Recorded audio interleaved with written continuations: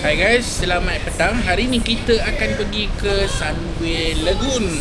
Jom kita belanja korang dia punya view. Best ke tidak? Sebab mahal tu tiket dia. Jadi aku dah masuk dah. Untuk dewasa yang ada IC 185, kanak-kanak 150. Memang betul mahal lah weh. Jangan datang macam aku petang macam ni. Korang kena datang pagi.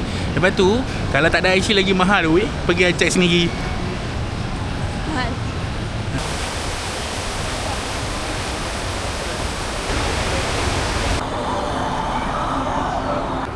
So korang kalau datang kat sini, kalau tak ada ramai orang, korang kena datang waktu korang kerja lah. Waktu kerja macam aku datang waktu kerja ni, korang tengok tak ramai, lapang. Ini kolam kau punya guys.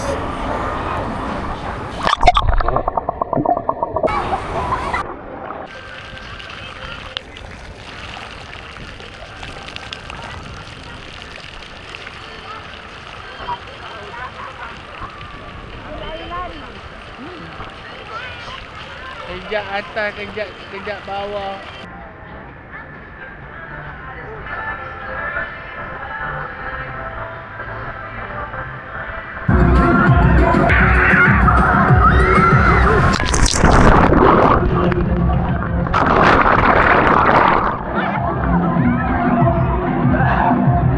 Bapak kuat.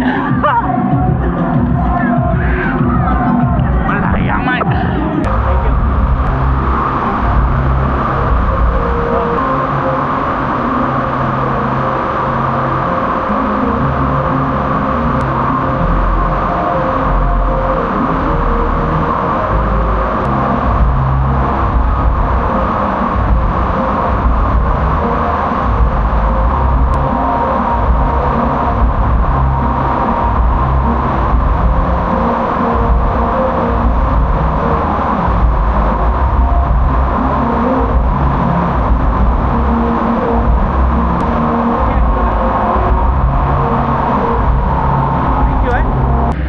Okay, bye-bye. Kami nak balik. Jumpa lagi. Jangan lupa belanja like, komen dan share, subscribe kalau korang suka lagi video yang jenis macam ni.